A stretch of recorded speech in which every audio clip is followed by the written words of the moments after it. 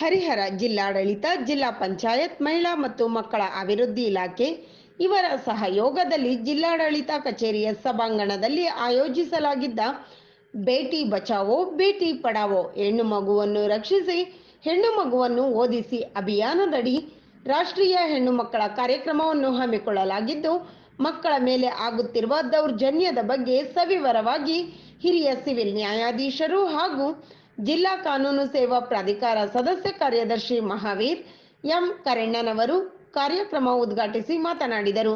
ಕಾರ್ಯಕ್ರಮದ ಅಧ್ಯಕ್ಷತೆಯನ್ನು ಜಿಲ್ಲಾಧಿಕಾರಿ ಡಾಕ್ಟರ್ ವೆಂಕಟೇಶ್ ಎಂವಿ ವಹಿಸಿದ್ದರು.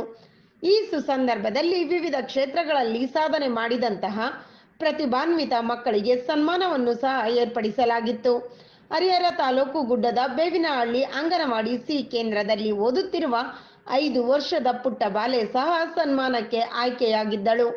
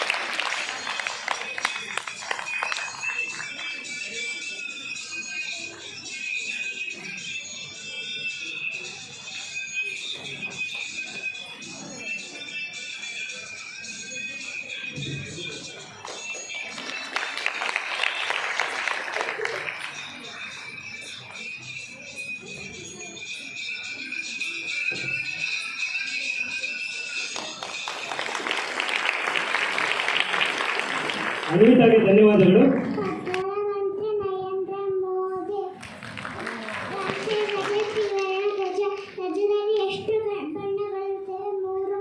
ಯಾವ್ಯಾವು? ಕೇಸರಿ, ಬಿಳಿ, ಹಸಿರು. ನಡುವೆ ನದಿಯ ಅಶೋಕ ಚಕ್ರದಲ್ಲಿ ಎಷ್ಟು ಗೆರೆಗಳಿರುತ್ತವೆ? 24. ರಾಷ್ಟ್ರೀಯ ಗಾಯಕ ಭಗವದ್ಗೀತೆ ಸೀತೆ ಚುನಾದ ಮಂತ್ರ ಓಂ. ರಾಷ್ಟ್ರೀಯ